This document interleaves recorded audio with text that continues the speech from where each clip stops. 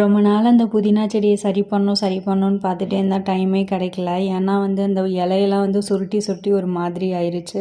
சரி அதெல்லாம் கட் பண்ணி விட்டால் தான் நல்லாயிருக்கும்னு சொல்லிட்டு கட் பண்ணலான்னு வந்தால் அதில் ஒரு தக்காளி செடியில் காய் இருந்தது. அந்த செடியே காஞ்சு போச்சு. அந்த காய் தானாகவே பழுக்க ஆரம்பிச்சிடுச்சு. அதவே இன்றைக்கி தான் எடுத்தேன். அந்த புதினா செடிக்குள்ளே எதையோ ஒரு விதைய போட்டு வச்சுருக்கேன். அது என்ன விதைன்னு கூட தெரில. மிளகா விதைன்னு நினைக்கிறேன்.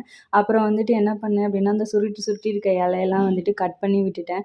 செடியை பிடுங்கி போட்டோன்னா வேஸ்ட் ஆயிரும். ஆனால் அதை கட் பண்ணி விட்டுட்டு எல்லா இலையும் எடுத்துட்டோம் அப்படின்னா திரும்பி நல்ல இலைகள்லாம் முளைக்க ஆரம்பிச்சிரும்.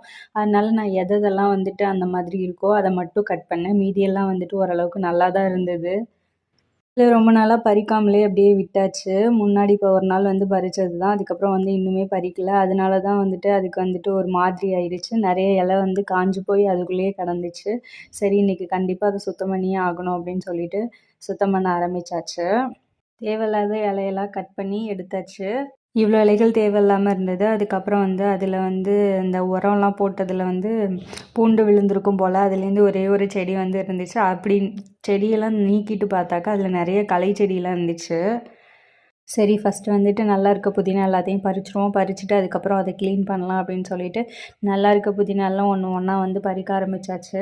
இந்த புதினா பறிக்கிறதுக்கு ரொம்ப டைம் ஆகும். அதனால தான் நான் ரொம்ப நாளாக பறிக்காமே விட்டுட்டேன். அதுக்கப்புறம் களை செடி, இந்த செடியெலாம் எப்படி தான் வருதுன்னே தெரியல. அதுக்கு என்ன விதை எப்படி கிடைக்குது எதுவுமே தெரில. ஆனால் அங்கங்கே முளைச்சி முளைச்சி இருக்குது.